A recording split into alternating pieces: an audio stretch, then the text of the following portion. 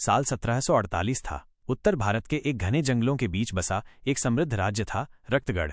इस राज्य पर राज करते थे राजा विशाल देव सिंह और उनकी पत्नी थी रानी चंद्रप्रभा। राजा न्यायप्रिय थे, लेकिन युद्ध के मैदान में उनका क्रूर रूप हर किसी के दिल में डर भर देता था। राजमहल अपनी भव्यता और वैभव के लिए पूरे हिंदुस्तान में प्रसिद्ध था, परंतु उसी महल के नीचे गुप्त तहखाने में कुछ ऐसा छिपा था जो किसी को मालूम नहीं था। एक आत्मा जो सदियों से बंद थी, प्यासे बदले की अग्नि में जलती हुई। रानी चंद्रप्रभा को रात में अजीब सपने आने लगे थे। सपनों में एक औरत लहूलुहान साड़ी पहने महल की दीवारों में घूमती दिखाई देती थी और धीमी आवाज में कहती थी, मेरा रक्त, मेरा न्याय, मुझे मुक्त करो। रानी ने जब ये बात अपने पति से कही तो राजा ने उसे बस सपना मानकर टाल दिया, लेकिन अगली ही रात रानी की चीखें पूरे महल में गूंज उठीं। रानी चंद्रप्रभा की चीख सुनकर सारा महल दौड़ पड़ा। जब राजा विशाल देव अपने सैनिकों के साथ रानी के कक्ष में पहुंचे तो देखा कि रानी जमीन पर बेहोश पड़ी थी और उसकी साड़ी का पल्लू खून में सना हुआ था, मगर रानी को कहीं चोट नहीं थी। राजवैद्य ने कहा, महाराज, रानी पर किसी बुरी आत्मा का साया हो सकता है, ये कोई साधारण घटना नहीं है। राजा ने वैद्य को झिड़कते हुए कहा, राजमहल में कोई आत्मा नहीं है, ये बस डर फैलाने की चाल है। मगर उस रात के बाद सब कुछ बदल गया। महल के दास दासियां, पहरेदार और यहां तक कि राजकुमार तक किसी न किसी रूप में उस आत्मा की मौजूदगी महसूस करने लगे। दीवारों पर खून के हाथों के निशान, रात को किसी के पैरों की आवाजें और महल की छतों पर रोती हुई औरत की गूंज। रानी ने एक रात फिर वही सपना देखा, मगर इस बार वो औरत उसके बहुत पास आ गई थी। उसके चेहरे पर जले हुए मांस की तरह खाल लटक रही थी और उसकी आंखें जल रही थीं। वो बोली, मैं हूं महारानी सुरवती, तुम्हारे पूर्वजों ने मुझे जिंदा जलाया था, अब मैं लौट चुकी हूं। रानी चंद्रप्रभा, तेरे माध्यम से मैं अपने रक्त का बदला लूंगी। रानी की चीख फिर से महल में गूंजी। रक्त सिंहासन का श्राप। राजा विशाल देव ने महल के पुजारियों को बुलवाया। इस आत्मा की बातें अब हद से पार हो रही हैं, इसका कोई उपाय निकाला जाए, राजा ने आदेश दिया। मुख्य पुजारी तांत्रिक शंभुनाथ ने कहा, महाराज, ये आत्मा साधारण नहीं, यह एक राज आत्मा है, कोई जो कभी इस राज्य की रानी रही होगी। वो अधूरी मृत्यु का बदला लेने लौटी है। राजा चौंक गया, इस राज्य की रानी? परंतु ऐसा तो कोई इतिहास में नहीं। शंभुनाथ ने कहा, इतिहास नहीं, लेकिन रहस्य जरूर है। रक्तगढ़ की नींव ही खून पर रखी गई थी। राजा ने महल के सबसे पुराने हिस्से की जांच शुरू करवाई। वहां एक पुराना तहखाना था जिसे वर्षों से किसी ने नहीं खोला था। उसके द्वार पर संस्कृत में लिखा था, जो सोया है उसे मत जगाओ, रक्त का ऋण अभी बाकी है। राजा ने सैनिकों से द्वार तोड़ने को कहा। दरवाजा खुलते ही तेज ठंडी हवा अंदर से बाहर आई, जैसे सदियों से कैद भूत बाहर निकलना चाहता हो। भीतर अंधेरा था, पर दीवारों पर पुराने चित्र और खून से सने कागज थे। उनमें से एक चित्र में एक सुंदर रानी थी, महारानी सुरवती, और उसके नीचे लिखा था, देशद्रोहिणी जलाई गई, वर्ष 1623। राजा को अपने पूर्वजों की डायरी मिली। उसमें लिखा था, महारानी सुरवती ने एक दूसरे राज्य के राजकुमार से प्रेम किया। विश्वासघात समझकर उसे राज्यद्रोहिणी घोषित कर जिंदा जला दिया गया। वह अंतिम क्षण तक कहती रही, मैं निर्दोष हूं, मेरे रक्त की पुकार सदियों तक इस महल में गूंजती रहेगी। राजा के हाथ कांप उठे। क्या उनके पूर्वजों ने किसी निर्दोष को जिंदा जला दिया था? रानी चंद्रप्रभा की हालत बिगड़ती जा रही थी। उसकी आंखें अब कभी कभी लाल हो जाती, आवाज बदल जाती। एक बार उसने राजा से कहा, रक्तगढ़ के सिंहासन को मैंने खून से सींचा है, अब तेरा अंत होगा विशाल देव। राजा समझ गया, अब आत्मा ने रानी को अपने वश में कर लिया है। रात को महल की दीवारें खुद ब खुद दरकने लगीं। दीवारों से खून रिसने लगा। पहरेदार पागल हो गए। कई दासियां महल छोड़कर भाग गईं।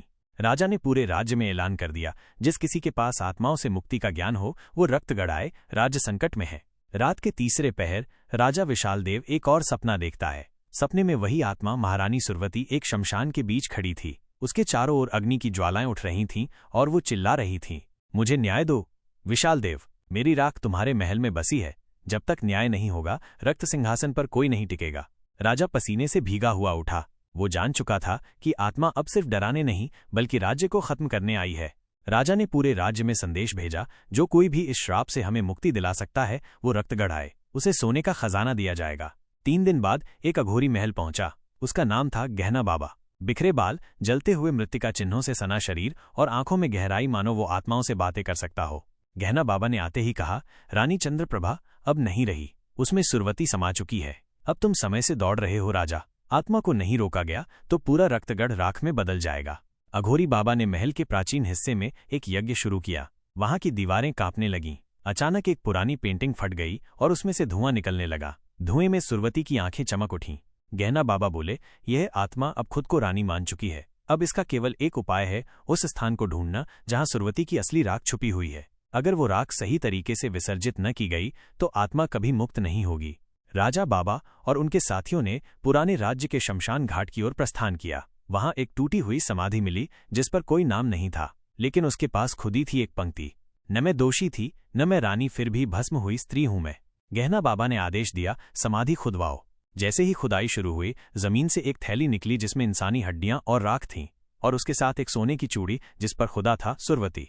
जैसे ही राख बाहर निकाली गई, महल में मौजूद रानी चंद्रप्रभा एकदम बदल गई। उसकी आंखें खून जैसी लाल हो गईं और वो जोर से चिल्लाई, मुझे रोका नहीं जा सकता, मेरे साथ किया अन्याय कोई नहीं मिटा सकता। राजा भयभीत हो उठा। क्या रानी को खोना अब निश्चित था, या गहना बाबा आत्मा को रोक पाएगा?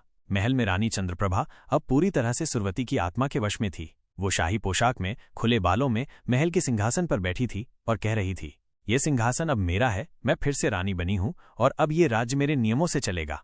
राजा विशालदेव उसे देखकर टूट चुका था, परंतु गहना बाबा ने उसे चेताया, महाराज, यह रानी नहीं है, यह अग्नि की पुत्री है जो अन्याय की ज्वाला में जन्मी आत्मा बन चुकी है। समय कम है। राख का अंतिम संस्कार अगर अगली पूर्णिमा तक नहीं हुआ तो आत्मा अमर हो जाएगी। राजमहल के बाहर गहना बाबा ने 64 तंत्र यंत्रों से घिरा विशेष यज्ञ मंडल बनाया। हर दिशा में त्रिशूल, हड्डियां और अग्नि दीपक लगाए गए। इस यज्ञ को मुक्ति अग्नि कहा गया, जिसमें राख को प्रवाहित करने से आत्मा को शांति मिलती है। परंतु यज्ञ तभी पूरा हो सकता था जब रानी स्वयं यानी आत्मा उसमें उपस्थित होकर अपने अन्याय को स्वीकारे। और यही था असली संकट, क्या आत्मा स्वयं आएगी? राजा ने कोशिश की कि रानी चंद्रप्रभा की आत्मा को वापस लाया जाए। गहना बाबा ने उसे एक औषधि दी जिसे पिलाकर कुछ देर के लिए आत्मा का प्रभाव कम किया जा सकता था। राजा ने अपने आंसुओं के साथ कांपते हाथों से रानी को औषधि पिलाई और कुछ ही पलों में रानी का असली स्वरूप सामने आया। स्वामी, मुझे बचाइए, मैं अंदर से जल रही हूं, रानी ने कांपती आवाज में कहा, फिर तुरंत ही चीख मारकर बेहोश हो गई। लेकिन यही समय था जब आत्मा थोड़ी कमजोर थी और यही था यज्ञ करने का अवसर। गहना बाबा ने यज्ञ शुरू किया। राख को अग्नि में अर्पित करते ही पूरा आकाश बदल गया। बिजली कड़कने लगी, काले बादल छा गए और अचानक सुरवती की आत्मा खुद प्रकट हुई आग के गोल घेरे में। तुम्हें क्या लगता है मैं इतनी आसानी से जल जाऊंगी? मैंने सैकड़ों वर्षों तक बदले की आग में जलकर खुद को अमर किया है। मैं अब केवल आत्मा नहीं, श्राप हूं। गहना बाबा ने अपने तंत्र मंत्रों से एक अग्निमंडल रचा जिसमें सुरवती को कैद किया जा सकता था। राजा ने चिल्लाकर कहा, अगर तुझसे अन्याय हुआ था तो मैं क्षमा मांगता हूं, लेकिन कृपया मेरी रानी को मुक्त कर दे। सुरवती की आंखों में आंसू थे। पहली बार उसकी आवाज कांपी, मैं बस न्याय चाहती थी और अब शायद मेरा समय पूरा हो गया है। सुरवती की आत्मा ने रानी के शरीर से खुद को अलग किया। एक अंतिम बार वो राजा विशालदेव की ओर देखती है, फिर राख की थैली को यज्ञ में स्वयं अर्पित करती है। अग्नि भड़क उठती है और एक तेज प्रकाश के साथ आत्मा शांत हो जाती है। एक दिव्य सी आवाज गूंजती है, अब मैं मुक्त हूं और रक्तगढ़ भी। अगली सुबह महल शांत था। दीवारें जिनमें कभी खून बहता था अब साफ थीं। रानी चंद्रप्रभा स्वस्थ थी लेकिन बहुत कमजोर। राजा ने गहना बाबा के चरणों में गिरकर आभार व्यक्त किया। गहना बाबा ने कहा, महाराज, आत्माओं से बड़ा कोई श्राप नहीं और न्याय से बड़ी कोई मुक्ति नहीं। याद रखना, इतिहास के पाप कभी छिपते नहीं, बस समय आने पर लौटते हैं। रक्तगढ़ में अब एक नई शुरुआत हुई। राजा ने आदेश दिया कि एक स्मृति स्तंभ बनवाया जाए महारानी सुरवती के नाम पर, जिनकी आत्मा ने शांति पाई। वो स्तंभ आज भी मौजूद है और रात में वहां से आती है एक धीमी सी आवाज, जिसे न्याय मिल जाए वो भटकता नहीं।